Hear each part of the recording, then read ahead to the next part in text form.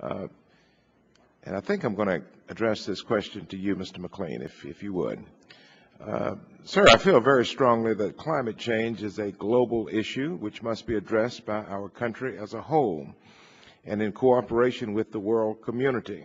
If the federal government fails to make the responsible choice in crafting a solution to this problem, is it possible that our states could develop mandatory greenhouse gas reduction programs that would be effective enough, and could there be some major problems with this type of patchwork approach to regulation?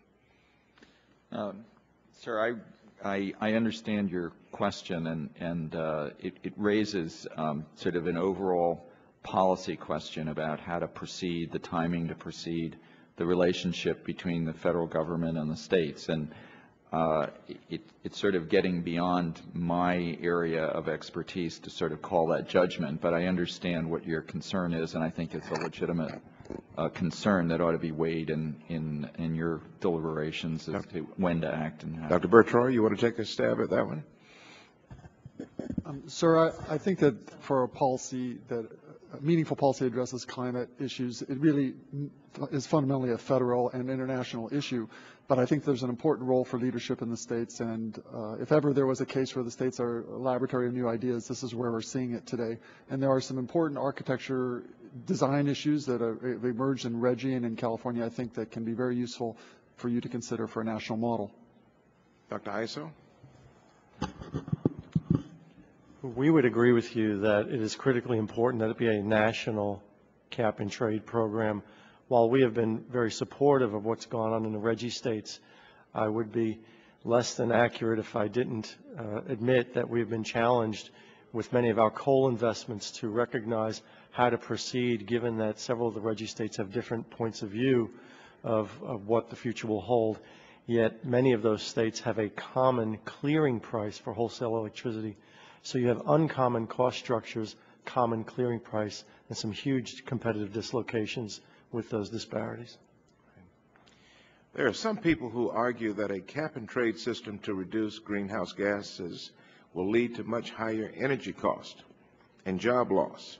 We heard testimony earlier this week that in India, for example, there's a strong resistance to employ any environmental protections which might slow economic growth. Is it possible that a cap and trade system could actually spur technological innovation as businesses seek to reduce their greenhouse gas output, thereby creating new jobs in industry? Dr. Sandor? I do think a cap and trade system will spur to new technology. Every experience that we have had with regard to inventors, we probably see, I would say 50 to 150 proposals from inventors, be they small firms or large firms. And I do believe ultimately there will be a green tech revolution from the data that we see, and the processes will come from the small inventors as they did in the web. That this price discovery allows individuals and people that finance and private equity firms to raise capital and to do things out of the box that might not be done otherwise. Thank you. Finally, Dr. Bertrand, let me ask you my final question. Sir, in the past, efforts to curb emissions and pollution have often left poor communities and minority communities far behind. One concern with a cap and trade system is that it may be easier to reduce emissions in the newer factories located in affluent areas rather than undertake the more costly effort to deal with the older factories that are often in low-income communities and tend to have high emissions of greenhouse gases. Do you have any suggestion on how we can help to ensure environmental justice, as we call it, in our low-income communities? Sir, I take that question very seriously. I'm serving on the Market Advisory Committee in the state of California as they look at designing and implementing AB 32 in that state, and this issue is very sharp and keen in that context. The CO2 is not a local pollutant, but the reason that it becomes such a key issue with respect to environmental justice is that its emissions of CO2 are correlated with emission of other toxic pollutants that can have a local effect. And so advocates who want to see a reduction in these other types of hazardous air pollutants are use any tool that they can grab a hold of to try to achieve benefits for their local community. I think the more appropriate thing to think about in designing the CO2 policy, rather than trying to constrain the way that you would achieve CO2 reductions in a cost-effective way, is to recognize what can be done to achieve economic justice as a superset for what includes environmental justice.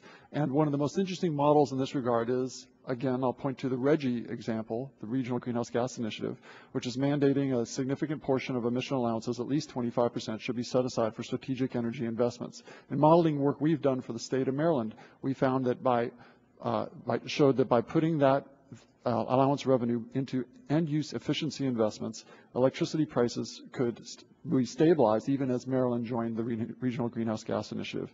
And there's speaking a little bit beyond what we really know. My time has actually expired. Okay, So if you thank you. Thank you. Thank you very much. At this time, the chair recognizes